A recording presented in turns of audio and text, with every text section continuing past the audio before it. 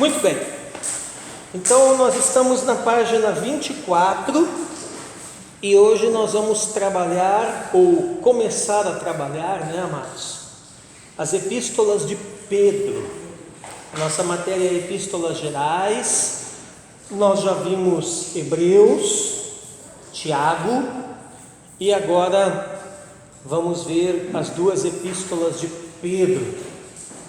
Lembrando que a próxima matéria é o panorama do Apocalipse, que eu já estou mais da metade escrevendo e até a conclusão dessa aqui vai estar pronta.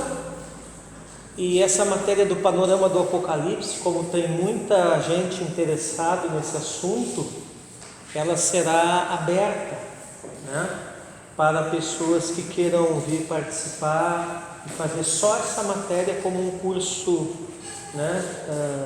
único, como uma espécie de imersão, Muito bem. Na aula passada nós concluímos Tiago e hoje vamos começar Pedro. Eu não dividi, aliás, o professor Juliano, que escreveu esse material, ele não dividiu. Quando é primeira e segunda epístola, ele não dividiu assim, mas aborda as duas juntas, quando pertencem ao mesmo escritor, 5 capítulos nós temos na primeira epístola de Pedro, num total de 105 versículos, e 3 capítulos na segunda epístola, num total de 61 versículos.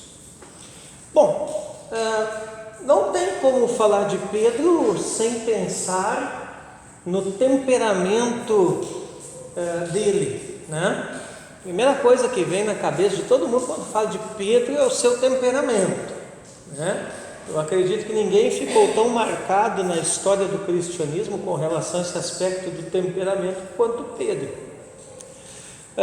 Mas vamos ver algumas informações aqui com relação à pessoa em si dele, Então, começando pelo nome. Na verdade, Pedro não chama Pedro, mas chama Simão, que vem, que no hebraico é o Shimon, Shimon, de onde deriva também Shamá, que quer dizer ele ouviu, de onde vem também a palavra Shema, que é aquela declaração, ouve Israel, que a gente faz toda a festa da dedicação aqui, lembra da dedicação, que a gente tem ali o momento da ministração do Shema, Então, o nome hebraico de Pedro está relacionado à audição.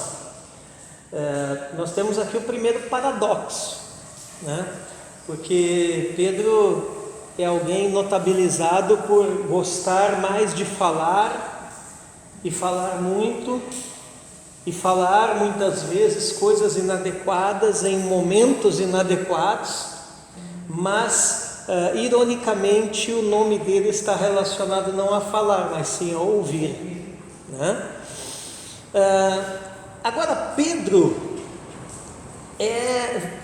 vem do aramaico, é proveniente do aramaico Cefas. Cefas significa pedra ou rochedo. Então, se você juntar os dois nomes, por que era comum naquela época as pessoas terem mais de um nome?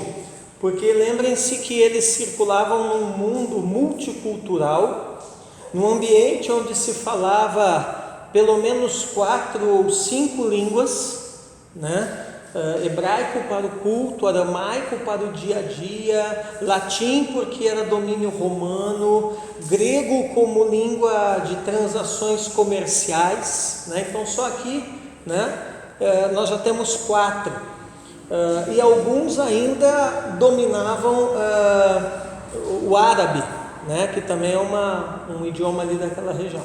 Então, era muito comum as pessoas terem mais de um nome, por quê? Porque havia o seu nome, vamos dizer assim, de nascença, o seu nome, digamos, hebraico, no caso de Paulo era Saulo, e o seu nome pelo qual eles eram conhecidos no dia a dia, Então Simão Pedro, né? Significa o que literalmente? A pedra que ouviu. A pedra que ouviu. Olha que coisa interessante isso, né? Qual a atividade de Simão Pedro? Ele é um empresário e ele trabalha no ramo da pesca, proprietário de barco no Mar da Galileia, né? Então não era assim, né? Começa a desconstruir aquela imagem do pescador miserável, ignorante, que às vezes a gente vê nos púlpitos o pessoal pregando essas coisas por aí, né? E esse tipo de pregação demonstra um desconhecimento teológico. Por quê? Primeiro porque Simão não era tão pobre assim como se pensa, afinal de contas era proprietário de um barco. Se naquela época quem tinha um jumento já era grande coisa, então imagine quem tinha um barco, né? Outra coisa, não era tão ignorante quanto se pensa, né?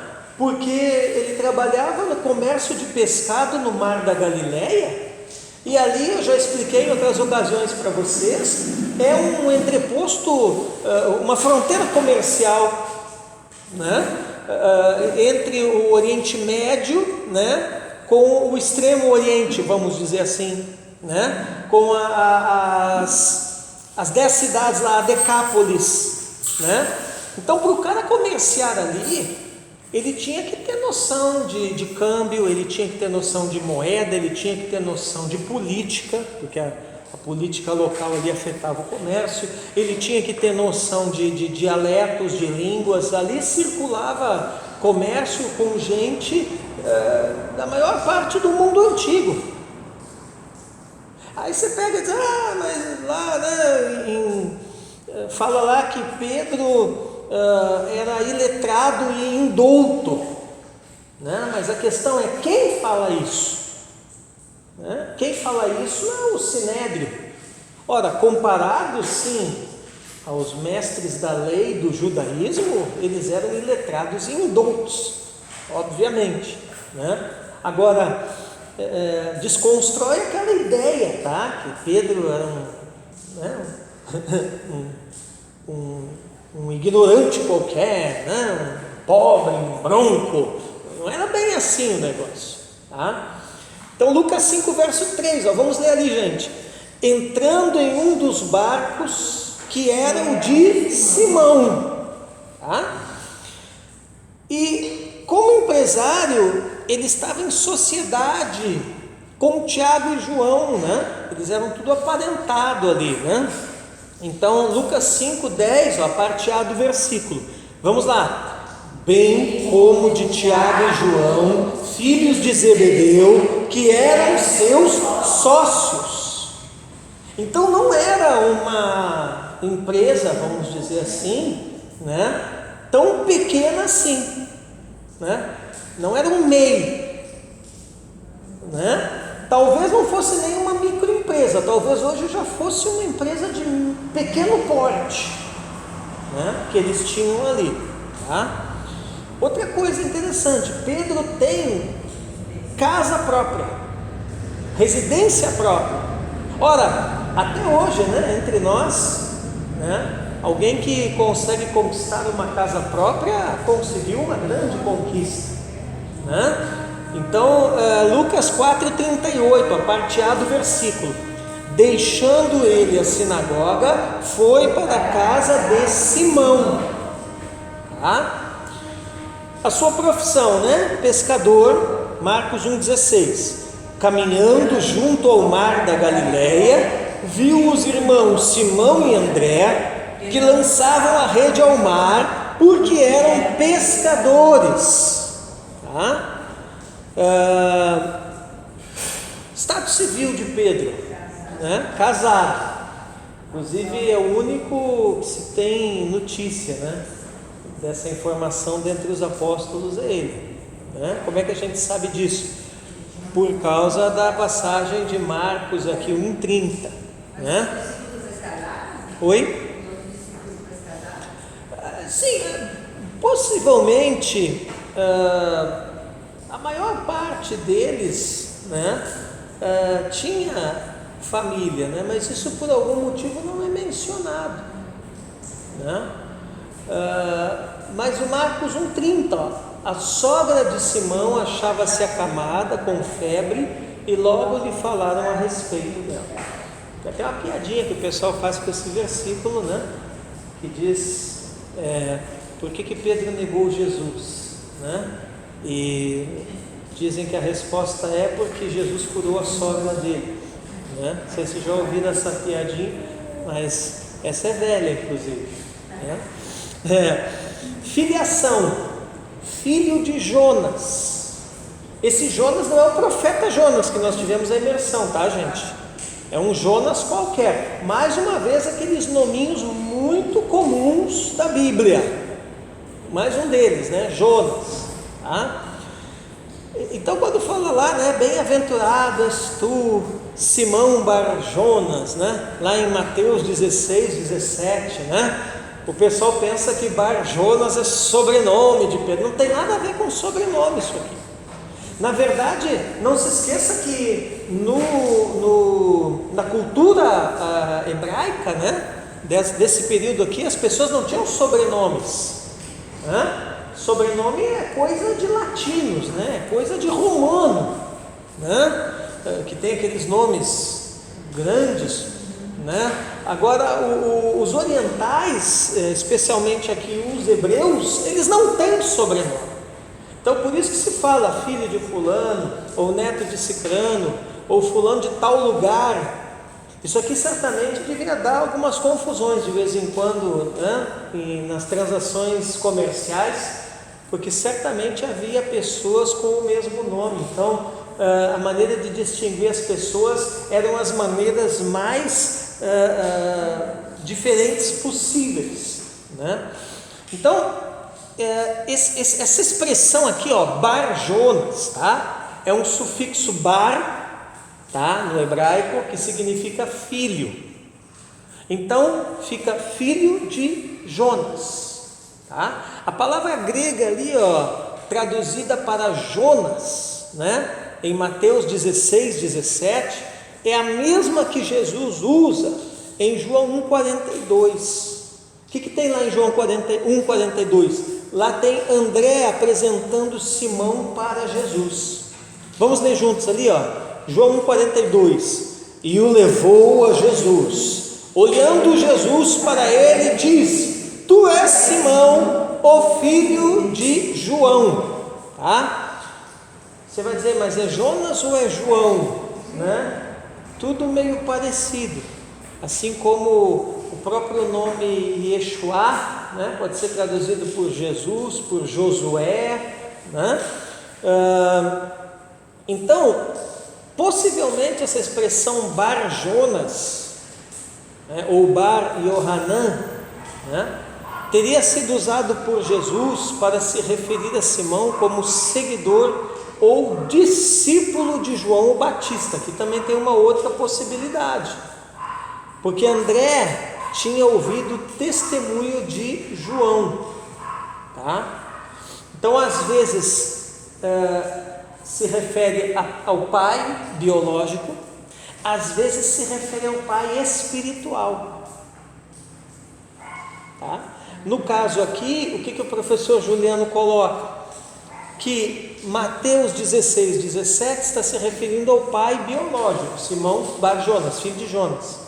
Mas aqui João 1,42 estaria se referindo à paternidade espiritual de Pedro, de quem ele era discípulo, de João, que João, o Batista. Ok? Então, olha aí, ó, João 1,40. Era André, o irmão de Simão Pedro, um dos dois que tinham ouvido o testemunho de João e seguido Jesus. Então você lembra que lá no Evangelho de João, né, tem dois discípulos de João Batista, né, que ao ouvirem o testemunho de João a respeito de Jesus, deixam João e passam a andar com Jesus. Um nós sabemos que é André, O outro nós descobrimos quem é agora. Muito possivelmente é Pedro. Tá? Então eles já andavam no discipulado de João Batista, né? E aí eles começam a seguir Jesus. Talvez por isso também esse esse temperamento tão impetuoso, vamos dizer assim, que o Pedro tinha, né? Talvez fosse um resultado direto da influência do ministério de João Batista, ao qual ele esteve exposto, porque João era assim, né? É muito interessante essa questão do discipulado, né? Porque você, querendo ou não, gostando ou não, quem participa de discipulado pessoal, né, ele sempre acaba pegando traços do seu discipulador. Eu, por exemplo, eu sou uma mistura, né? Eu estava dizendo para um pastor de Umuarama, né, que eu sou um bicho esquisito, né? Porque eu sou todo misturado, né? Tanto teologicamente como em outras áreas, né? Então, o meu caso, por exemplo, né? Da onde que eu peguei esse gosto pelo estudo e esse desejo de circular e conviver com pessoas mais intelectualizadas, né? Eu peguei do meu primeiro discipulador, pastor Ivan Nunes, né? Que por ser o pastor Ivan era bem aquele perfil de pastor de cidade grande, né? Então ele tinha bem esse perfil, tem ainda porque ele é vivo, né? Mas de quem que eu peguei esse meu lado também de ser mais duro quando eu preciso, de ser mais combativo, né? Quem aqui é meu discípulo, né, Cristina, me conhece, que quando eu preciso ser duro, eu sou, inclusive bem duro, né? Eu peguei isso do meu segundo discipulador, que foi o pastor Pedro Cortes, que era assim, né? E agora, né, esse meu lado, eu diria assim, fazendo uma autoanálise de mim mesmo, né? Eu por eu mesmo, né? Eu diria que agora eu estou vivendo uma fase mais madura, né? Aonde eu me tornei assim um pouco mais analítico das coisas e das pessoas. Vocês já sabem de quem que eu peguei isso, né? De quem será que eu peguei isso? Do apóstolo Jair, né? Então você sempre vai ter traços do seu discipulador, né? Ou daqueles que discipularam você. E com Pedro não era diferente, né? Então é muito cuidado, né, antes de você criticar o Pedro, porque pode ser que você esteja criticando ele com relação a algo que você mesmo faz também inconscientemente, que é manifestar traços de temperamento de quem discipulou você ou está discipulando você nesse momento. Amém? Muito bem. Naturalidade, né? Da onde o Pedrão é? Paz, bem-vindo. Pedro é de Betsaida, né? João 1,44. Ora, Filipe era de Betsaida, cidade de André e de Pedro. Endereço residencial, né? Cafarnaum, situada à beira-mar. Que mar, viu? Não é o mar Mediterrâneo, tá? É o mar da Galileia. Mateus 4,18. Caminhando junto ao mar da Galileia, viu dois irmãos, Simão, chamado Pedro, e André, que lançavam as redes ao mar, porque eram pescadores. Amém? Bem-vindo, Fábio. Bem-vinda, Bede. Então, esse era o Simão, né? Estou na página 25 da apostila. Este era o Simão antes dele ter um encontro com Jesus, gente, tá? Um homem comum como outros, né? Cumpridor das suas obrigações de cidadania, vivendo em uma sociedade politizada. Amém? Esse detalhe é importantíssimo, né? Uma sociedade politizada. Nós vamos trabalhar na próxima matéria, que é o panorama do Apocalipse, uma visão muito interessante das 7 igrejas. E nós vamos ver uma coisa interessante com relação à igreja de Filadélfia, né? A igreja de Filadélfia é aquela igreja assim das 7 igrejas do Apocalipse que todo mundo quer ser Filadélfia, né? Ninguém quer ser Laodiceia, né? Ninguém quer ser Sardes, né? Mas todo mundo quer ser Filadélfia, né? Por quê? Porque é aquela que aparentemente não recebe nenhuma repreensão de Jesus. Mas nós vamos ver um outro lado da igreja de Filadélfia, né? E eu vou só deixar vocês com uma curiosidade, né? Que de todas as 7 igrejas da Ásia, possivelmente, né, Filadélfia era a mais irrelevante.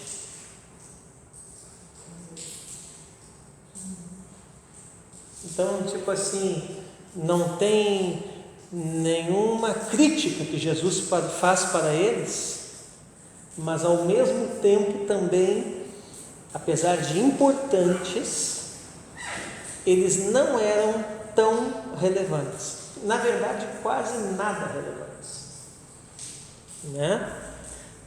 Por quê? Por quê? Né? Eu não vou entrar em detalhes aqui, mas nós vamos ver na próxima matéria, né? Por quê? Porque ao que tudo indica, eles eram aquela igreja que tinha aquela linha de pensamento que hoje, inclusive ontem num grupo de pastores, umas 11h30 da noite, eu discutia isso com alguns pastores aqui do Paraná, né?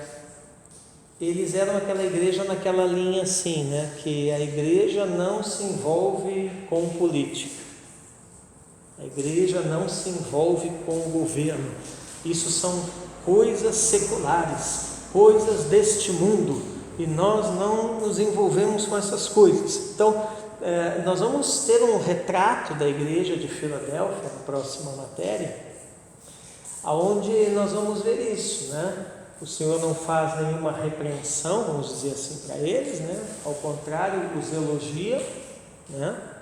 Mas também, por outro lado, mostra nas entrelinhas que eles estavam muito irrelevantes no meio social onde eles conviviam, né? E eles precisam então se tornar alguém mais relevante, tá? Hoje, né, a culpa disso hoje é nossa, né? Os pastores não gostam, mas eu falo, porque quem alimentou isso na cabeça de muitos de vocês durante um bom tempo fomos nós, inclusive eu era muito assim, né? Então a igreja não tem posicionamento, a igreja não se envolve, a igreja, paz, irmãos, a igreja, né? E aí é aquela coisa, entendeu? Você, né? É Platão, meu irmão, não adianta, é Platão na veia. É Platão na veia quando Platão diz: você tem todo o direito de não gostar de política, mas você vai ser governado por quem gosta. Simples assim, né? Esses tempos até teve um debate aí, né, entre algumas pessoas com relação à questão de governo, né? Então assim, aqui nós temos uma posição definida, viu, gente? Eu estou falando como igreja local, tá? Eu nunca fui homem de meios termos, e nem de meias palavras ou de indefinições. Então a minha posição teologicamente é uma posição definida, né? Então as pessoas chegam aqui, o que eu digo para eles? Saiba que você está num ministério de ensino profético. Aqui é mais escola do que igreja. Ah, mas eu queria uma igreja mais do que escola. Então vai procurar a tua turma, o seu lugar não é aqui. Porque aqui é uma igreja, é uma escola-igreja, né? Outra coisa que eu tenho muito definido: qual é a linha teológica desta igreja, né? Nós somos uma igreja pentecostal, né? Com relação aos dons, né? Mas reformada de linha calvinista com relação ao dogma. Todo mundo que congrega aqui sabe disso, não é, Cristina? E com relação à política, né? Nós temos um posicionamento, eu falo isso aqui no púlpito, né? Nós somos uma igreja aqui de direita, né? Conservadora nos costumes e liberal na economia. É nisso que nós cremos, é essa linha que nós seguimos, né? E nós estamos assim completamente, né, afinados, eu digo como igreja local aqui, como tempos de restauração, né, com o atual governo, né? Então, mas eu não consigo entender muito isso, mas existe, né, e é direito dos irmãos, né? Existe por aí uns crentes marxistas, né, uns crentes meio, né? Eu não consigo entender como é que alguém pode ser crente e marxista ao mesmo tempo, mas existe esse pessoal, né? Então esse pessoal aqui, né, ou eles não vão se criar, ou eles vão viver se chocando comigo e com a igreja local, né? Mas o atual governo tem problema. Tem, mas quem não tem? Todos tiveram, não é esse que não ia ter, né?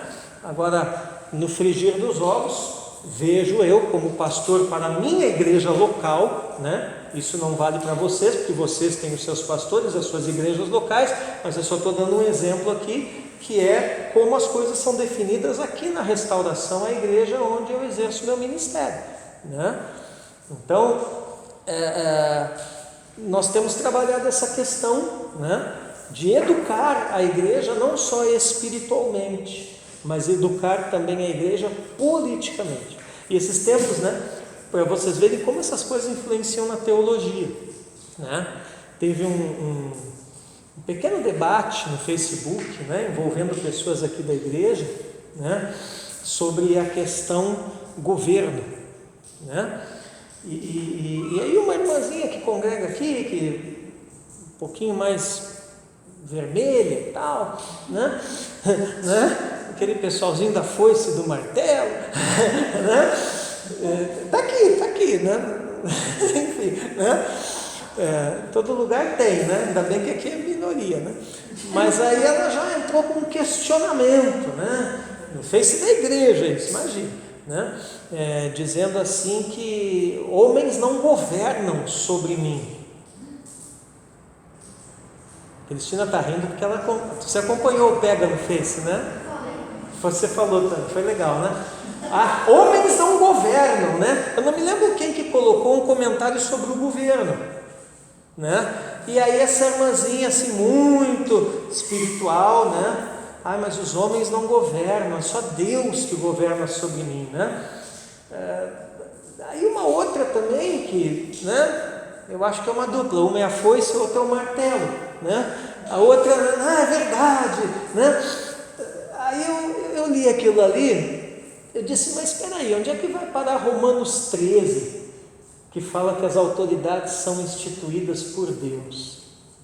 Aonde que vai parar Jesus dizendo assim, dá a César o que é de César e a Deus o que é de Deus, né? Aonde que vai parar então a palavra para amar os pastores, que também são homens sobre você, né? E sujeitar-se a eles? Então você vê que nós estamos vivendo, irmãos, uma geração, infelizmente, de crentes muito superficiais, porque vem com esse papinho, e o que mais me preocupa é que tem gente para apoiar esse tipo de papinho, achando assim que uma colocação dessa é muito espiritual, ao passo que uma pessoa mais educada, mais intelectualizada, vai ler um comentário desse no Facebook e vai botar o desenho de um burro ali com duas orelhas, assim, que é mais ou menos isso, entendeu? Porque é um contrassenso falar um tipo de coisa dessa, né? Até dentro da sua casa. Você que é mulher casada aí, tem um homem que governa sobre você, e não foi o diabo que colocou ele lá, não, foi Deus. E aí? Né? Então, homens não governam sobre mim. Quer dizer, você contraria então com um comentário desse toda a ordem estabelecida por Deus dentro da família, né? Dentro do emprego, né? Porque lá onde você trabalha, quem é que abriu a porta do emprego para você? Foi Deus ou foi o diabo? Quem te deu o teu emprego? Deus ou o diabo? Né? Foi Deus, né? E lá no teu emprego tem um patrão que governa sobre você, quem é empregado, né? Até quem não é empregado tem a sua própria empresa, mas tem também um governo que rege a sua empresa. Você não faz o que você bem entende na sua empresa. Tem os clientes que governam também sobre você, né? Então, querendo ou não, gostando ou não, sempre nós estamos sujeitos a este ou aquele governo, né, de homem. E o nome disso é política. Então a igreja tem que parar de fugir dessas coisas, sabe? Na minha opinião, né?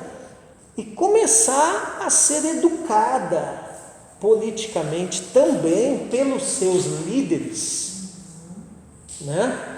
E os líderes, por sua vez, têm que se educar politicamente. Porque eu aprendi uma coisa, tu já fala ali, eu aprendi uma coisa: se você não posicionar os teus liderados, alguém vai posicionar por você. Então não adianta ficar aqui falando, olha, eu não tenho opinião, irmãos, com relação a isso. Eu sou neutro, né? Por quê? Porque o que vai acontecer? Lá na escola, lá no cursinho, lá na faculdade, lá na rua, lá na empresa, lá no trabalho, alguém vai exercer influência sobre os membros da minha igreja, tá? E aí daqui a pouco a cabeça deles virou uma verdadeira confusão. Então aqui na minha igreja, eu sempre trabalhei assim, as coisas são muito bem definidas. Que tipo de igreja nós somos, que linha teológica nós seguimos, que visão política nós temos, quem nós apoiamos, quem nós não apoiamos, e todo mundo aqui tem que saber isso na ponta da língua. Entendeu? Tem espaço para quem não acredita assim? Tem, né? Porque vivemos numa democracia, então você tem que saber também lidar com os irmãos, né? Como eu disse, eu tenho 2 casos aqui, né? Tem que ter paciência, né? Eu não vou mandar eles embora da igreja, né? Mas eles sabem muito bem que aqui comigo eles estão remando contra a maré, né? Tanto é que quando eles começam a debater e eu entro no debate, o negócio já acaba, porque eles sabem que não conseguem me vencer num debate político, né? Mas eu não vou deixar de amá-los e considerá-los meus irmãos, porque eles têm uma visão diferente nessa área. Mas fato é que a igreja tem que ter o seu posicionamento. Fala aí, Eli, o que você ia falar? 1 Timóteo 2, 1 e 2 aqui. Antes de tudo, recomendo que se façam súplicas, orações, intercessões e ações de graças por todos os homens, pelos reis e por todos os que exercem autoridade, para que tenhamos uma vida tranquila e pacífica, com toda piedade e dignidade. Amém. E aí? Glória a Deus. A colega do trabalho sobre esse versículo. Daí a gente debateu, acho que pelo que nós estamos passando, o povo aprendeu a orar mais pelo governo. Eu mesmo sou uma, antigamente eu orava só para os meus, né? Um amigo ou outro. Hoje não, hoje já o clamor é diferente, né? Desde lá de cima até vereador. A gente aprende? Sim. E daí ela me mostrou, ela falou, realmente, mas está na Bíblia e dela vai ser esse versículo. E realmente a gente tem que orar por eles, né? E estarmos vivendo de lá. Malaquias, um toção pelos teus pensamentos. Eu acho que sim, acho que falta convicção. Eu estava com um amigo meu lá que o Bolsonaro, ele está mudando de lado, ele fala umas besteiras assim. Mas eu falo, você está assistindo a jogo e começa a olhar assim, e a gente vê que as pessoas não perdem a convicção, não é porque o presidente está. É porque os caras estão se deixando seduzir. por outras coisas. A mídia, irmãos. É a mídia. Eu não sei vocês, mas eu vou dizer, eu não assisto jornal em TV aberta há muito tempo. Nem lembro quando foi a última vez que eu assisti jornal, principalmente jornal nacional. Eu me informo pelo YouTube e pelas redes sociais. Entendeu? Quando eu quero saber alguma coisa, eu digito lá e vou escutando, né? Assim, porque o que acontece? Você vê claramente que há uma manipulação da grande mídia, entendeu? Então, mas volto a dizer, tem problema? Tem, né? Mas, meu Deus do céu, vocês aqui, tem gente aqui tem gente aqui que é mais velho que eu, né? Quando foi que você viu o governo fazer um plano emergencial e dá um dinheiro vivo na mão do povo todo mês. Eu nunca vi isso acontecer. Hoje eu tenho que dar uma notícia ruim, né? Ela falou que hoje é o quinto aumento de gasolina do ano, ainda está menor do que nós fazemos. Entendeu? Onde é que vocês já viram um governo no meio de uma crise toda como essa, né? Hoje eu fiquei sabendo que o dólar está começando a cair e as nossas bolsas de valores aqui no Brasil estão começando a reaquecer no meio de uma pandemia. Glória a Deus. Entendeu? Então o que acontece? E outra, gente, um governo eleito pela igreja. Aí eu entendo certos crentes, não, mas eu sou contra, né? Porque o cara fala palavrão. Tá, mas então, e o Lula que andava bêbado e mijado, então? Não é verdade? Né? E o fato do cara falar palavrão, o que isso me afeta? Desde que ele faça um bom governo, meu irmão, ele faz o que ele quiser. É assim, tem uma frase também.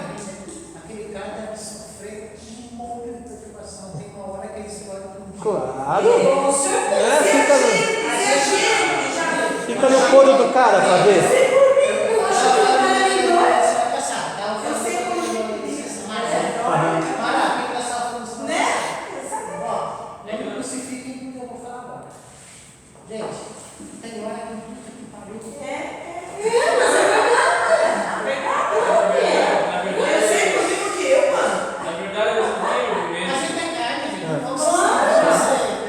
Fala aí, Lili. Na verdade, eles não têm argumento contra o presidente, não tem o que falar. Então, eu tinha esse negócio de falar palavrão. Vocês bombeiram? E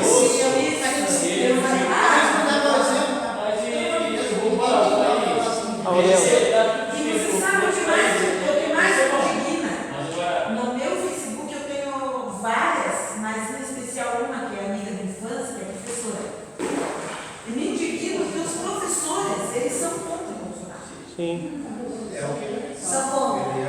Os professores que foram devastados todos esses anos, o salário da miséria que eles ganham. Eles pegaram aquela coisa da direção do Paulo Freire. Mas aqui, para a gente fechar aqui o assunto e eu continuar. O que acontece? Tá? Nós temos que dar o braço a torcer nesse ponto para a esquerda. Por quê? Porque lá em 64, quando a esquerda percebeu que não iria conquistar a sociedade brasileira pela luta armada, o que ela fez? Ela se reinventou. E como que ela se reinventou? Ela deixou a guerrilha ali, os milicos lutando com aqueles guerrilheiros, mas aquilo era só uma cortina de fumaça. E para onde que a esquerda mudou o seu eixo? Para dentro das universidades e da vida cultural brasileira. E eles estão desde 64 dominando a alta cultura no Brasil. E hoje o que nós estamos vivendo? Não é uma guerra tanto política, mas sim é uma guerra cultural e ideológica, porque está nascendo uma intelectualidade de direita. E o que você vê é uma guerra, porque essa intelectualidade de esquerda quer matar isso, quer abafar isso, quer manipular também isso, entendeu? E quem, se você parar para pensar, quem sempre foi o grande berço, vamos dizer assim, a grande incubadora das grandes mentes intelectuais da humanidade, sempre foi a igreja.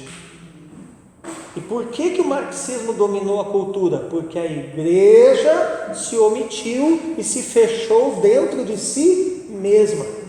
Então não é só a questão de você levar o evangelho, tá entendendo? Lá no nível médio eu quero fazer uma matéria relacionada a isso. Ou talvez no avançado. Não é só a questão de você levar o evangelho. É uma questão de você levar uma cultura cristã. As pessoas não querem só o evangelho. Elas querem uma proposta. O desafio da igreja hoje no Brasil é oferecer uma proposta alternativa, oferecer uma proposta de cultura cristã. Só que para isso acontecer, a igreja precisa se reinventar, entendeu? E precisa parar de olhar e de viver só em função de si mesma e começar novamente esse movimento de expansão para fora, entendeu? Levando a cultura cristã. A cultura cristã é mais do que apenas a pregação do Evangelho, é uma mentalidade, né? é um modus operandi, é uma maneira de raciocinar, de pensar, de ver, de enxergar as coisas pelos óculos, né, do cristianismo. Amém? Amém. Então, é por aí. Mas vamos aqui. Quando Simão encontrou-se com Cristo Jesus, recebeu um apelido, né? E o levou a Jesus. Olhando Jesus para ele, disse: Tu és Simão, filho de João, tu serás chamado Cefas, que quer dizer Pedro, tá? Esse Cefas é aramaico. Logo foi chamado para o discipulado. Olha ali, vamos ler juntos. Caminhando junto ao mar da Galileia, viu 2 irmãos, Simão, chamado Pedro, e André, que lançavam as redes ao mar, porque eram pescadores. E disse-lhes: Vinde após mim, e eu vos farei pescadores de homens. Então veja que a proposta de Jesus, né, é andar com Ele. E é isso que é discipulado, viu? Discípulo ao lado. Discipulado. Aquilo que você falou. Você nunca parou para pensar nessa palavra? É isso que quer dizer discipulado. Discípulo ao lado. Ao lado de quem? Do discipulador. Oi? Aquilo que você falava com os homens do mundo. Eu falei domingo aqui no culto, tá? Nós estamos com um problema aqui na minha igreja. Porque aqui funciona assim, nós temos um discipulado para homens toda quarta-feira de noite ali na Vila Guarani, lá onde vocês foram buscar os pastéis. Um discipulado para mulheres toda quinta-feira também lá naquela mesma casa. E um grupão familiar misto, todo mundo junto, misturado, no sábado. E aí nós temos um problema, por quê? Porque o grupo das mulheres bomba e o grupo dos homens, entendeu? É 1, é 2, né? Ou então os caras chegam lá tudo atrasado, né? A maioria das igrejas assim, as irmãs sempre são. Isso que eu dei. Isso que eu dei uma facilitada no negócio, porque agora eu levo o meu tablet e eu deixo uma sala do Zoom aberta. Então eu digo para os caras assim, ó: cheguei cansado do serviço, já era 8h15 e não dava tempo de eu pegar meu carro e ir lá. Abre o Zoom e entra pelo Zoom. Eu tenho um cara lá de Curitiba que faz discipulado comigo nesse dia pelo Zoom. Entendeu? Então o que acontece? Aí domingo aqui eu peguei eles. Eu falei: seguinte. Só que como é que eu peguei eles? Eu peguei eles através delas. Tá? E eu disse assim: ó, irmã, você vê esse homem em casa sentado na frente da TV no dia do discipulado, você está esperando o que para perguntar para ele o que ele está fazendo que ele não está no discipulado? Você está esperando o que para cobrar dele? E eu sei que para cobrar vocês são boas. Me diga se eu estou errado, mulher não é boa para cobrar as coisas? Claro que é. Né? E outra coisa, aí peguei as mulheres, eu digo: e vocês têm que parar de mimimi. Porque se o teu marido não for amigo do pastor da igreja e dos irmãos da igreja, dos outros homens da igreja, ele vai ser amigo do colega de trabalho lá na firma, tá? Que convida ele para ir beber, que mostra pornografia para ele, que diz para ele, brigou com a mulher, vamos lá arrumar outra. Aí ela já ficaram esperta, tá? Então, se o teu marido não andar com o pastor da igreja e os homens da igreja, ele vai andar com esse tipo de cara aí. Depois tu não vem no meu escritório me encher o saco. Entendeu? Simples assim. Porque às vezes a mulher não incentiva o cara, tá? E às vezes, e isso a pastora sabe disso, eu tenho... Quer me ver braba, é isso aí, né? Entendeu? Às vezes fica cada 5 minutos enchendo o saco do cara. Entendeu? Então esses dias, por exemplo, eu fui num trabalho fora da cidade, né? Levei um discípulo comigo, né? E toda hora a mulher do cara chamando o cara no zap. Toda hora. Entendeu? Pô, mas você sabe que o cara saiu com o pastor da igreja? Tá onde? Pô, tá com medo do quê? Eu vou levar o teu marido pra zona? Certo? Pô, tá louca? É claro que eu tô com... É só ser um pouquinho inteligente, né? Se saiu com o pastor da igreja, tá onde? Tá nas coisas de Deus, é claro. Aí fica toda hora, liga pro cara aí, manda zap, não sei. Eu tenho, a pastora sabe. Porque quando eu vou num negócio, ela sabe. Não me ligue, não me chame, se não for urgente.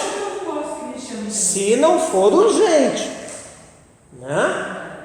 Entende? Porque aí o cara tá lá e não tá. Entendeu? Jorge, já dependendo do que ele for fazer, ele até desiste. Pois é. Entende? Então isso daí, irmão, nós temos muita mulher crente na igreja que é muito possessiva. Ela tem ciúme do marido dela até com o pastor da igreja. Entendeu? Até com o pastor da igreja. E eu falei para a pastora, eu estou querendo fazer um trabalho com eles. E a participar do trabalho comigo, você vai deixar o celular em casa. O único celular vai ser meu. Tua mulher quiser falar contigo, ela vai ter que me ligar. Entendeu? Aí acabou o negócio. Entende? Vamos lá. Mas olha aqui, ó, às vezes tem irmãs na igreja que não incentivam o marido a andar com o pastor, com os irmãos, porque ela é muito possessiva, tá? E aí depois esse cara só anda com gente que ela nem sabe quem é. Você sabe como é que é homem, né? Quando quer fazer coisa errada escondido faz, né? E aí depois dá os pipocos e vem reclamar para o pastor. Mas o meu marido não foi discipulado. Claro, o dia que eu convidei ele para ir no churrasco dos homens, você não deixou? Ou o cara estava lá, comendo lá, a cada 5 minutos você ligava no celular do cara enchendo o saco? Aí você quer o quê? Tem uns casos por aí. Na minha terra chama frouxo, não sei como é que chama. Não sei como é que chama aqui, mas tudo bem.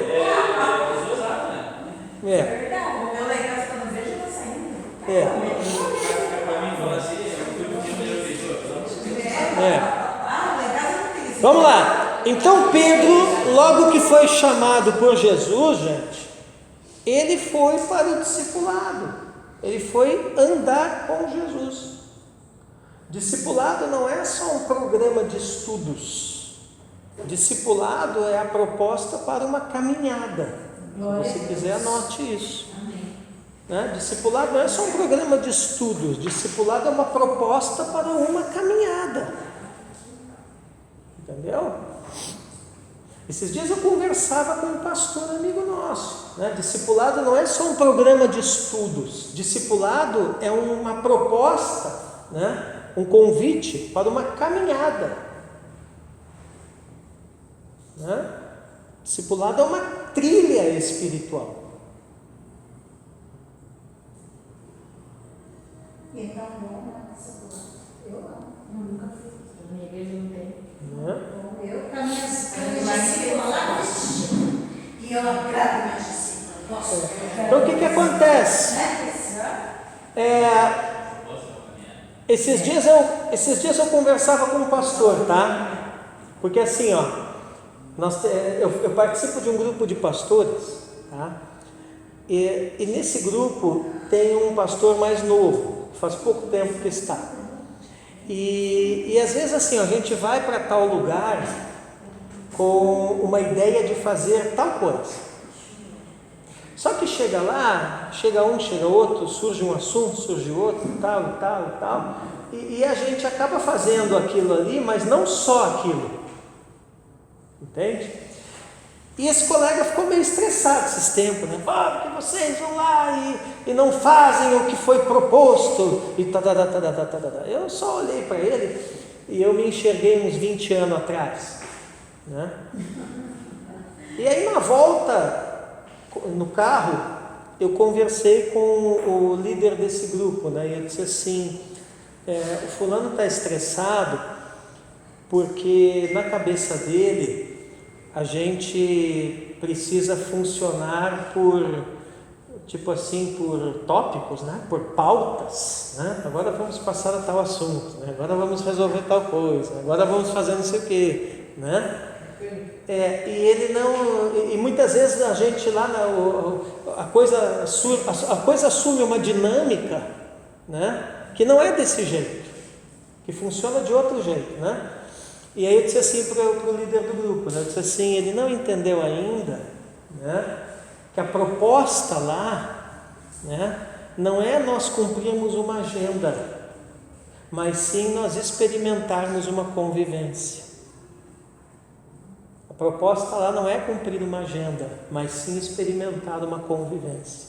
Então eu posso ter ido lá para esse lugar com esses outros pastores e não ter feito nada do que a gente se propôs a princípio a fazer. Mas a convivência e a troca de experiências e as relações mútuas que surgiram ali naquele momento, né, isso não tem preço. É verdade. Só que para o cara enxergar isso, ele tem que ser maduro, entendeu? Senão ele fica na regrinha, entendeu? Então eu vejo isso como um reflexo de imaturidade. De repente lá na tua célula, né, tem alguém assim, entendeu? Mas a gente não cumpriu tal coisa. Mas se naquele momento houve interação, houve comunhão, houve encorajamento, ainda que de repente não tenha se falado do tema que a princípio se propunha falar, meu irmão, essa reunião já valeu muito. Essa reunião já valeu muito e as coisas aconteceram naturalmente, entendeu? Então, no início eu era muito rígido nessas coisas. Agora, quando eu percebo que as coisas tomam uma direção natural e aquilo começa a fluir em termos de discipulado, de comunhão, eu deixo fluir. Entendeu? Por quê? Porque eu sei que aquilo ali vai edificar muito mais as pessoas naquele momento do que de repente eu cortar isso para vir para um estudinho, para um tópico, para um esbocinho, para um negócio assim, que depois o cara pode ler em casa ou numa próxima reunião eu posso fazer aquilo ali, entendeu? Então isso é uma sensibilidade e uma maturidade, na minha opinião, que o líder de um grupo pequeno ou de qualquer grupo de discipulado tem que ter, tá? Então, depois de um tempo de discipulado, Simão Pedro foi escolhido por primeiro da equipe dos 12 apóstolos de Jesus, né? Mateus 10, verso 2, ó. Ora, os nomes dos 12 apóstolos são estes: primeiro Simão, por sobrenome Pedro. Interessante, né? Ele é o primeiro nomeado, né? Alguns acontecimentos dos 3 anos que Simão Pedro caminhou no discipulado de Jesus Cristo antes da ressurreição. Então aqui, por exemplo, depois da pesca maravilhosa realizada por Cristo Jesus, Simão Pedro foi o único que entendeu o que realmente havia acontecido. Olha Lucas 5, verso 8. Vendo isto, Simão Pedro prostrou-se aos pés de Jesus, dizendo: Senhor, retira-te de mim, porque sou pecador. Você vê que nenhum deles teve a mesma reação, né? E é verdade, a gente lê essa passagem e não para pensar nisso, né? Ninguém ali, diante da pesca maravilhosa, teve essa reação, né? O que ele percebeu? Né? Que realmente aquilo ali era um milagre sobrenatural, né? Não que os outros não tivessem percebido, mas você vê que nele gerou um constrangimento pela sua incredulidade, né? Um constrangimento interno, né? Ele foi mais impactado pelos outros com aquilo ali que aconteceu, né? Os outros se alegraram, ficaram espantados e coisa e tal, mas não passou disso. Mas Pedro não, né? Jesus indaga os 12 sobre sua identidade. Lembra dessa passagem? Aquela pergunta, né? Mas vós, continuou ele, quem dizeis que eu sou? Simão Pedro foi o único que respondeu. Respondendo, Simão Pedro disse: tu és o Cristo, o Filho do Deus vivo. Pode falar o que quiser de Pedro, mas nisso eu gosto dele. Ele é um cara de posição. Mas é que Deus não precisa de pessoa. Mas Pedro é espontâneo, né? Sim. Sim. Ele falava o que era, o que sentia, né? É sanguíneo, né? Temperamento sanguíneo. Bem transparente. É. Mas você vê que ele tem um posicionamento. Tu és o Cristo, Filho do Deus vivo. E ele fala isso sem dúvida, né? Também quando é para negar, ele nega sem dúvida, né? Nunca conheci esse homem. Você vê? Não, né? Mas também quando ele arrepende, né? A palavra diz que ele chorou amargamente, né? Amargamente, né? Pedro é aquele cara assim, né? Que quando acerta, acerta bem acertado, e quando erra, erra bem errado, né? Quando Jesus fez os discípulos embarcarem e ir para o outro lado da margem, ó, e eles foram açoitados por ondas, Simão Pedro foi o único que desceu do barco e andou sobre as águas. Mateus 14, 29, né? E ele disse: vem. E Pedro, descendo do barco, andou por sobre as águas e foi ter com Jesus. É uma ousadia. É uma ousadia, né? Quando Jesus levou Pedro e os irmãos Tiago e João ao alto monte e transfigurou-se, aparecendo Moisés e Elias falando com eles, Pedro ousadamente se pronunciou, né? Então disse Pedro a Jesus: Senhor, bom é estarmos aqui. Se queres, farei aqui 3 tendas, uma será tua, outra para Moisés, outra para Elias. Nessa passagem aqui, transfigurou-se, qual o significado dela? Assim? E eles viram Moisés, Elias, como é que se identificaram? Eles viram Jesus com o corpo glorificado, né? Aquele corpo glorioso dele, que ele assume definitivamente após a sua ressurreição. Como eles identificaram Moisés e Elias, né? Boa pergunta. Elias até pelo processo, né? Não, mas a passagem não diz isso, né? A passagem só diz que eles identificaram quem era. Se foi falado para eles, se eles tiveram um discernimento espiritual, não sei, né? Pelo fato deles conhecerem a história também, não? Pode ser. Pode ser pela questão histórica.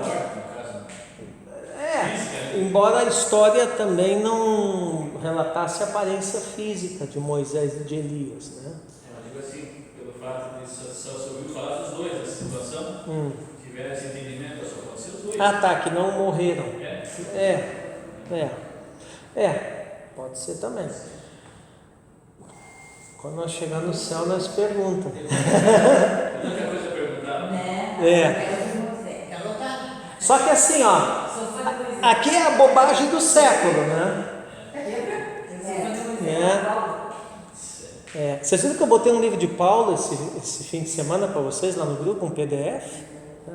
Aqui é a bobagem do século, essa da transfiguração, né? Porque no momento daquele o cara abre a boca, né? E aí a primeira bobagem que ele fala: bom é estarmos aqui. Não, Aonde que você queria estar, imbecil? Né? Em cima do monte, com Jesus transfigurado, Moisés e Elias, não tem lugar melhor no mundo do que aquilo ali. Né? Segunda bobagem. Né? Vamos fazer 3 tendas aqui. Né? Quer dizer, uma para Moisés, uma para Jesus e uma para Elias. Né? E vocês 3 patetas ficam no relento. Né? Outra bobagem, né? Vamos fazer tenda aqui, vamos morar com Moisés, Jesus e Elias, né? E o resto da humanidade que se dane. Nós vamos ficar aqui. Né? Então você vê que é uma série de bobagens aqui, né? Em poucas palavras. Né? Tanto é que a própria voz do céu, né? A Bíblia diz, estando ele ainda a falar, né? Antes que falasse mais bobagem, né? Uma voz do céu encobriu a sua voz e disse, este é o meu filho amado, a ele ouvis. Uma maneira elegante de Deus dizer, cala a boca, Pedro, e ouça. Ele levou um cala-boca Galvão ali. Elegantemente, né? Esse é meu filho amado, ele ouvis, né? Não é hora de você falar nada, né, velho? Né? Bom, gente, nós vamos adiante, porque aí quando nós encerrar a gente já vai comer caldo tranquilamente. Amém? Vão ter que levar caldo, vão ter que levar mandioca. Não tem problema, nós vamos para casa de barriga cheia.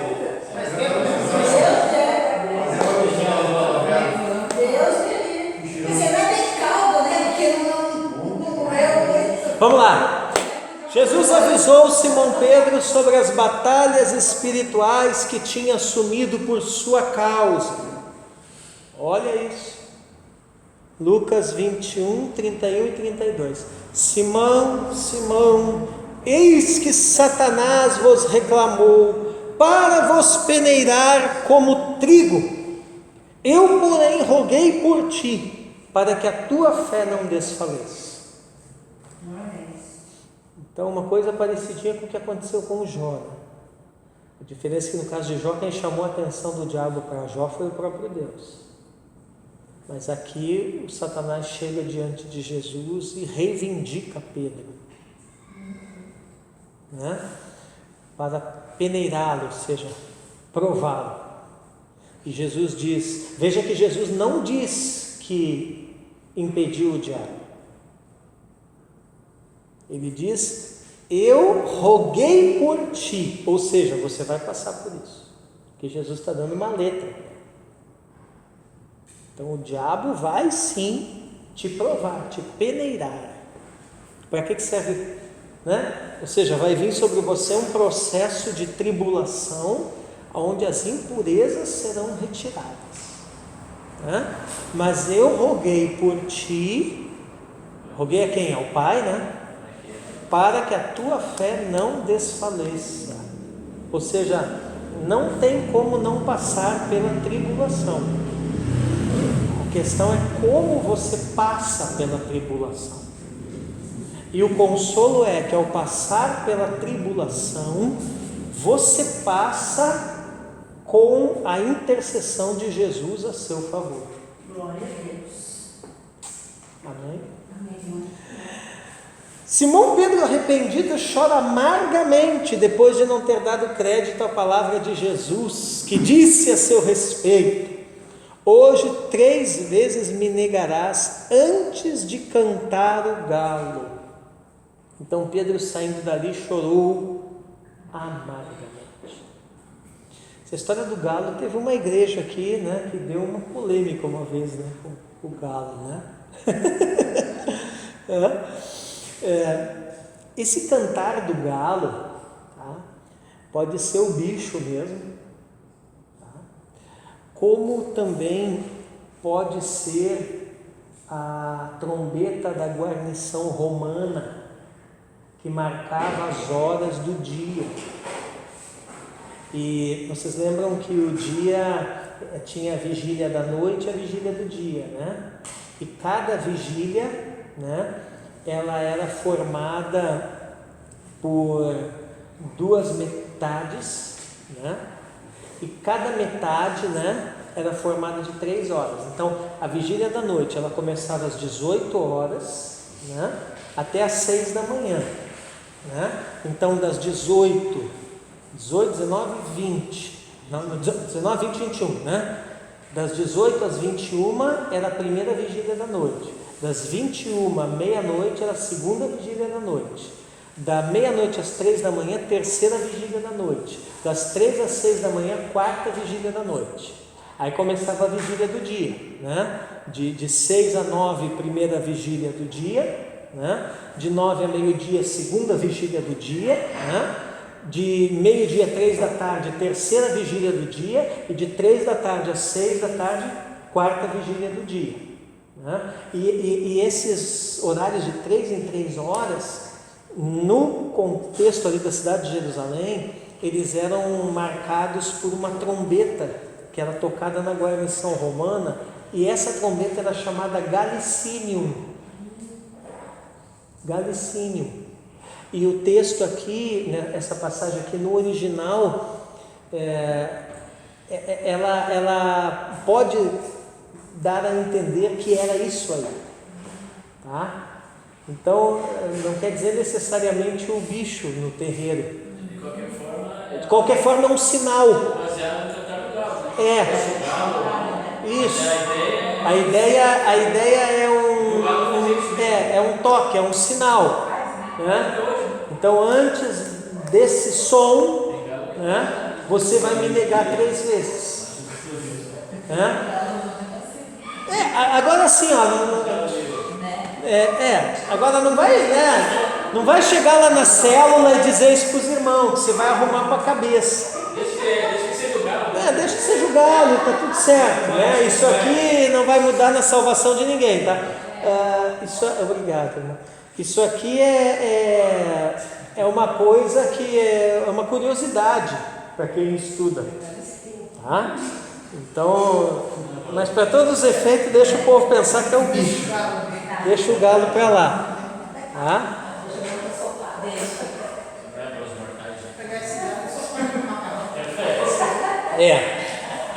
Então, todos esses acontecimentos de Jesus para com Simão Pedro serviram para forjar no seu caráter o espírito de liderança que deveria ter diante da equipe.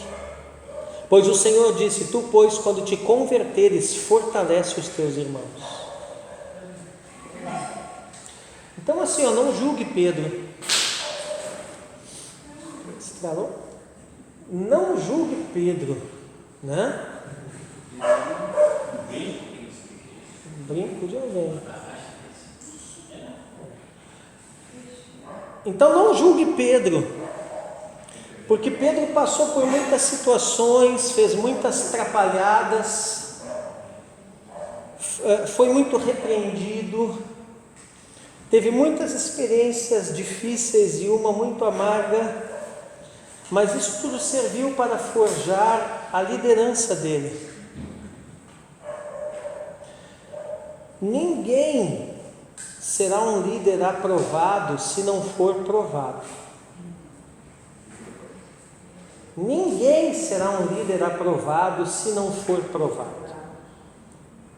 Se você quer ser líder, mas não quer ser provado, você não serve para liderar. E não julgue o outro quando está sendo provado, porque essa provação não é sinal que Deus o rejeita, mas é sinal que Deus o está aperfeiçoando. Cristina caminha comigo, né? Quantos anos já, Cris? Você já é maior de idade, então. Cristina vai fazer 19 anos que caminha comigo. Depois vocês perguntem para ela no privado quantas vezes eu já errei. E errei feio. Eu odiava quando chegou na igreja. Não podia olhar para mim. Entende? Então, assim, o espírito da liderança, entendeu? Isso aí Deus vai forjar em você. E é pelo processo de provação, é pelo processo de provação. Entendeu? Então, por exemplo,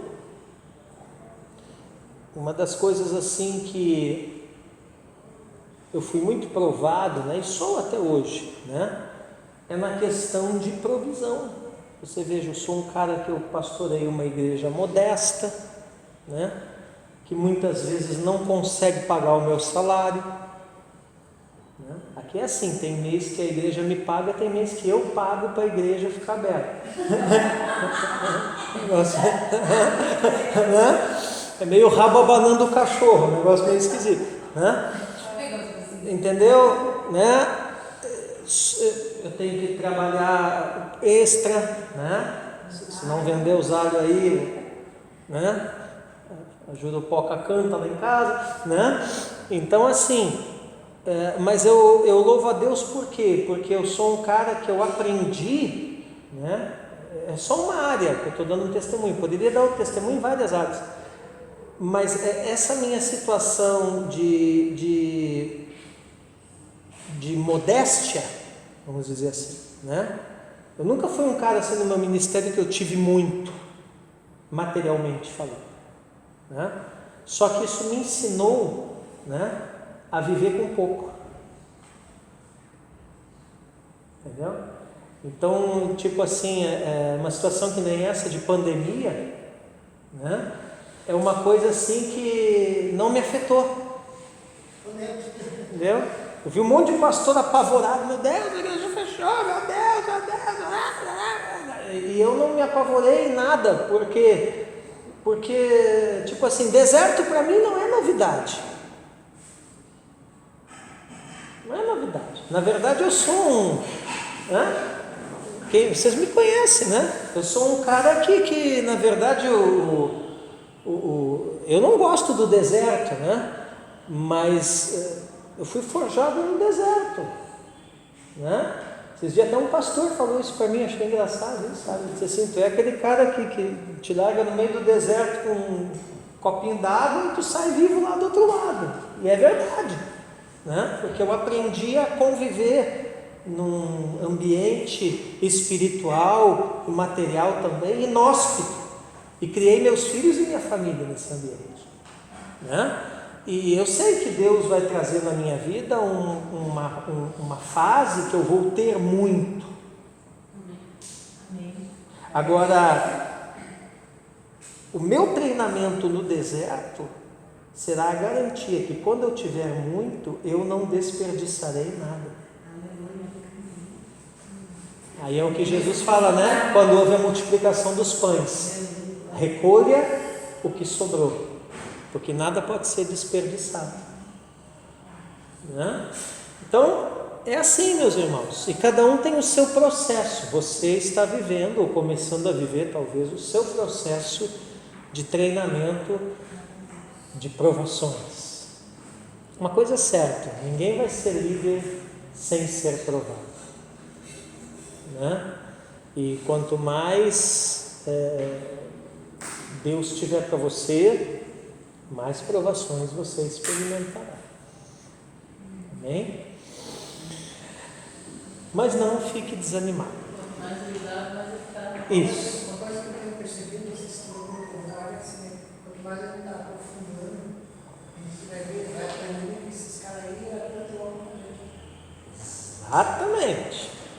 Desmistificar os caras. Trabalhando, feijão com a gente, com as mesmas dúvidas, com o mesmo problema, com as mesmas estudos, e fizeram a diferença. Isso aí. O meu filho trouxe uma moça aqui na nossa igreja esse domingo, né? E aí hoje eu vinha no carro perguntando para ele, né? Ela é de uma grande denominação pentecostal aí da cidade. E veio no culto aqui, né? Com certeza muito estranho, né? E aí eu perguntei hoje para ele no carro, né? E aí a fulana, o que ela achou do culto, né? Ela achou muito diferente, pai, né? Eu digo, porque ela é de uma igreja pentecostal, né? Aí eu disse, sim, mas você não falou para ela que nós também somos uma igreja pentecostal, só que sem o misticismo.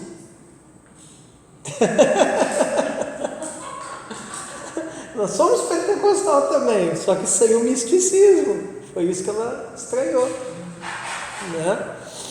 Então, alguns dos acontecimentos depois da ressurreição que mostram Jesus fazendo ajustes em Simão Pedro para ele continuar a liderar a equipe na proclamação do Evangelho.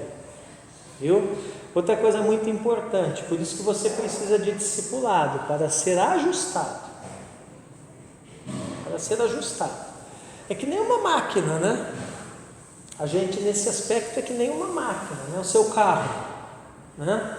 Certamente o seu carro, de tempos em tempos, ele precisa passar por revisões, né, Fábio?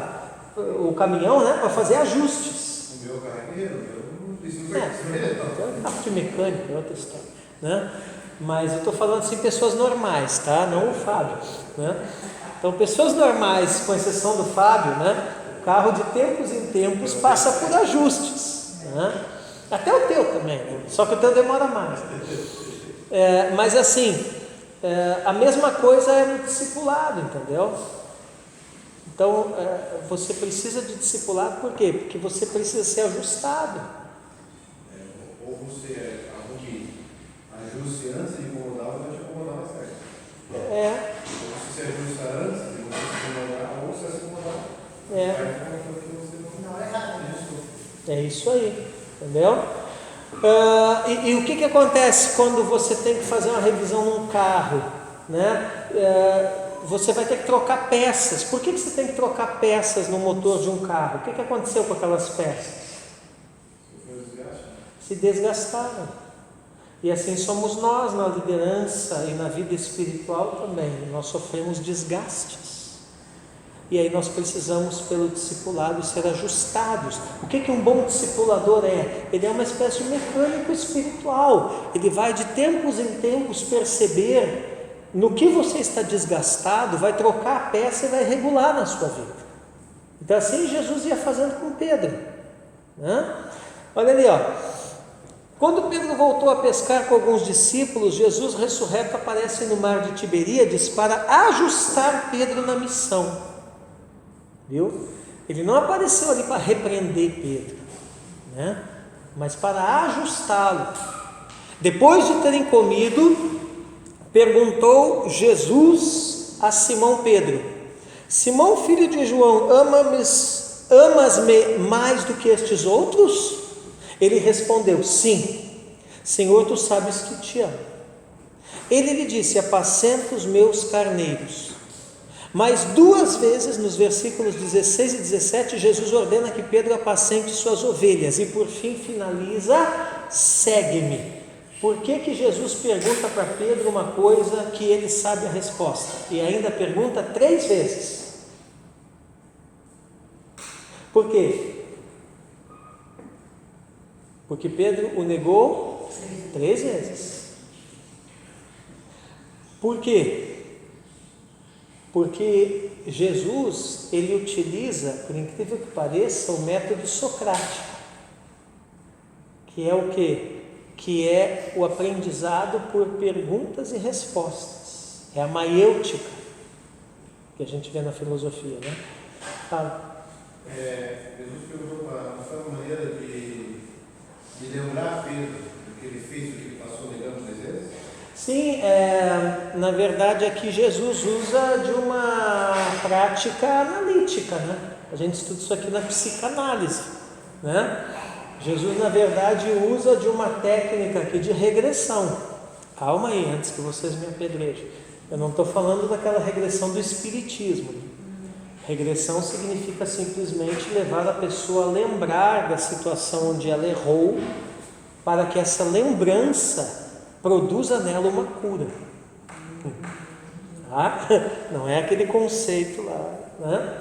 Entendeu? E no curso de psicanálise a gente está aprendendo isso. No consentimento para a cura, né? Uma coisa muito interessante que o meu professor de psicanálise estava contando, né? Ele trabalha dando assessoria ali ao fórum em Londrina, E ele atende vários casos na área criminal, né? Nessa área assim, né? Conciliação familiar e tal.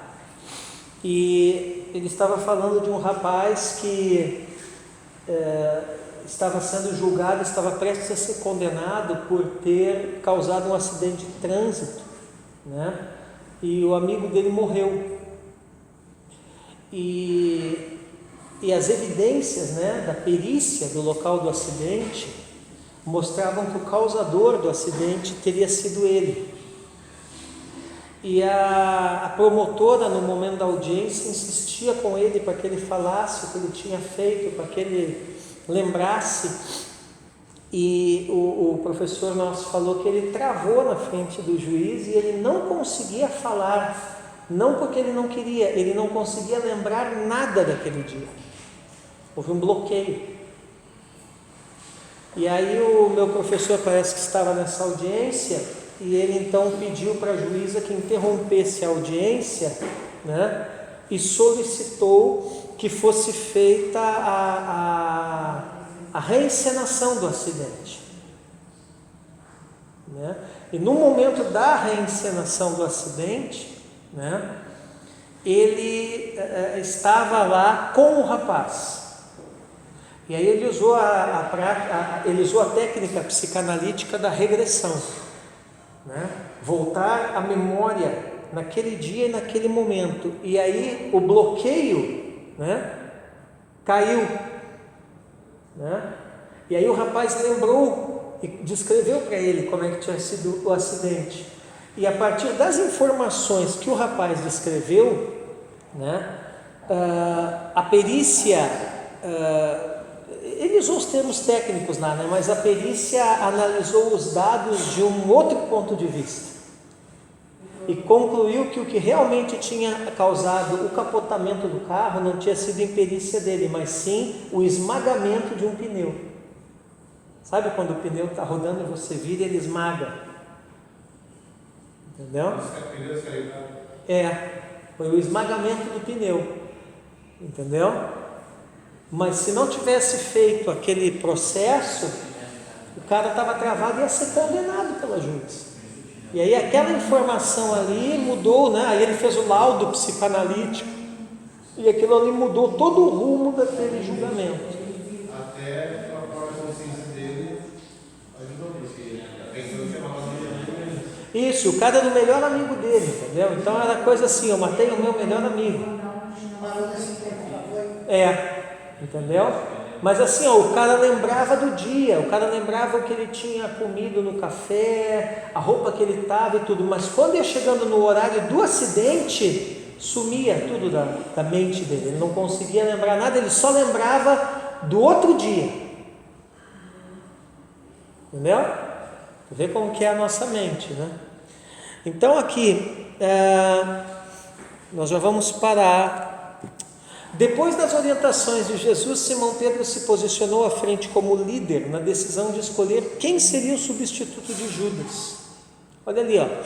Naqueles dias levantou-se Pedro no meio dos irmãos. Ora, compunha-se a assembleia de umas 120 pessoas e disse: Irmãos, convinha que se cumprisse a escritura que o Espírito Santo proferiu anteriormente por boca de Davi acerca de Judas, que foi o guia daqueles que prenderam Jesus, porque ele era contado entre nós e teve parte neste ministério. Então você vê que Pedro aqui já está como líder, né? Ele diz: olha, nós temos que recompor a equipe apostólica, né?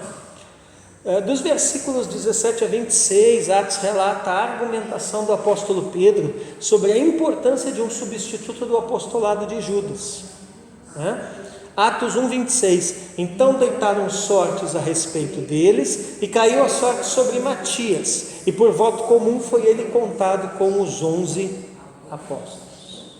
Amém? O apóstolo Simão Pedro tornou-se porta-voz dos discípulos, responsável em ser o líder que iria multiplicar a igreja após a redenção de nosso Senhor Jesus Cristo. Este fato iniciou-se em Atos dos Apóstolos 2:14, quando tomou a palavra após a descida miraculosa do Espírito Santo. Página estou? 27. Muito bem. Vamos até a 28 aqui no resumo das cartas. Logo Simão Pedro, cheio do Espírito Santo, proclamou as boas novas da salvação, obtendo a revelação do cumprimento parcial de Joel 2, 28 ao 32, por ocasião da descida do Espírito Santo. Então, quem percebe lá no dia de Pentecostes que aquilo do cumprimento parcial da profecia de Joel é Pedro. E como que ele percebe isso? Por iluminação do Espírito Santo. Tá? Então é sinal que ele não era tão ignorante como a gente pensa, que ele conhecia os profetas. Atos 2, 16 ao 21. Irmãos, convinha que se cumprisse a Escritura que o Espírito Santo predisse pela boca de Davi acerca de Judas, que foi o guia daqueles que prenderam a Jesus, pois ele era contado entre nós e teve parte neste ministério. Ora, ele adquiriu um campo com o salário da sua iniquidade, e precipitando-se, caiu prostrado e arrebentou pelo meio, e todas as suas entranhas se derramaram. E tornou-se isto conhecido de todos os habitantes de Jerusalém, de maneira que na própria língua deles esse campo se chama Aceldama, isto é, campo de sangue. Porquanto no livro dos Salmos está escrito: fique deserta a sua habitação, e não haja quem nela habite, e tome outro o seu ministério. É necessário, pois, que dos varões que conviveram conosco todo o tempo em que o Senhor Jesus andou entre nós. E aí eles vão para a escolha de Matias. A pergunta é, como Judas se matou? Ele se matou enforcado. E a tradição diz que no momento em que ele se jogou para enforcar-se, ele se abriu, as suas entranhas.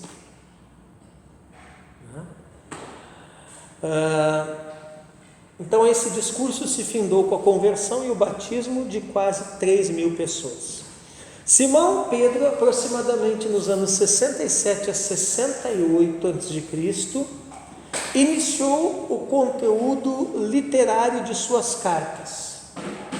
Provavelmente vivia em Roma, pois no primeiro versículo da primeira epístola revela que foi escrita depois da perseguição aos cristãos, fomentada pelo imperador Nero, que começou no ano 64 depois de Cristo.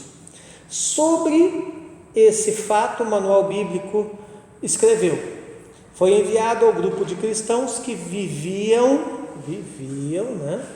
dispersos nas 5 províncias romanas que ficavam na região da moderna Turquia, ao norte dos Montes Tauros. 1 Pedro 1:1. Pedro, apóstolo de Jesus Cristo, aos eleitos que são forasteiros da dispersão no Ponto, Galácia, Capadócia, Ásia e Bitínia. Possivelmente Pedro recebeu a ajuda de João Marcos e Silvano para escrever a epístola, pois estavam com ele em Roma. 1 Pedro 5, versos 12 e 13. Por meio de Silvano, que para vós outros é fiel irmão, como também o considero, vos escrevo resumidamente, exortando e testificando, de novo, que esta é a genuína graça de Deus. Nela estai firmes. Aquela que se encontra em Babilônia, também eleita, vos saúda, como igualmente meu filho Marcos. Quem é essa Babilônia aqui? Ora, se Pedro está escrevendo de Roma, junto com o João Marcos, que é aquele, o escritor do Evangelho de Marcos, que são as memórias de Pedro, que é aquele que a última ceia foi na sala de jantar da casa dele, que é o cenáculo, que é aquele que a primeira igreja em Jerusalém reuniu na casa dele, que é aquele, que o jardim da sua casa era o Jardim das Oliveiras, onde Jesus foi preso. Se ele está com esse João Marcos e com Silvano em Roma, quando ele diz assim, aquela que se encontra em Babilônia também eleita, ele está comparando Roma, cidade de Roma, com Babilônia. É uma comparação espiritual, que não é que ele está na Babilônia, ele está em Roma. E aquela que se encontra em Babilônia, quem é? A igreja. Então a igreja em Roma, que é comparada à Babilônia, a igreja eleita no Senhor, vos saúda, como também meu filho, aqui leia-se, meu discípulo, Marcos. Amém? Amém. Bom, a primeira epístola de Pedro vem com uma mensagem de consolo e esperança, incentivando os irmãos a se manterem na fé, devido às inúmeras perseguições que estavam recebendo no início das perseguições de Nero. A segunda epístola de Pedro, pela sua saudação, possivelmente é a continuação da primeira, pois traz o apóstolo reforçando a fé dos seus destinatários. 2 Pedro 1:1, Simão Pedro, servo e apóstolo de Jesus Cristo, aos que conosco obtiveram fé igualmente preciosa na justiça do nosso Deus e Salvador, Jesus Cristo. Amém? Amém. Então, qual é o propósito aqui, para nós encerrarmos? Qual é o propósito das epístolas de Pedro, de um modo geral?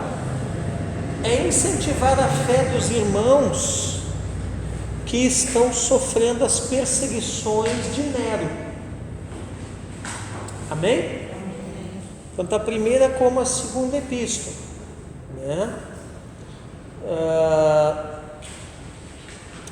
uma palavra de encorajamento para a igreja nas perseguições. Amém? Então nós vamos parar aqui.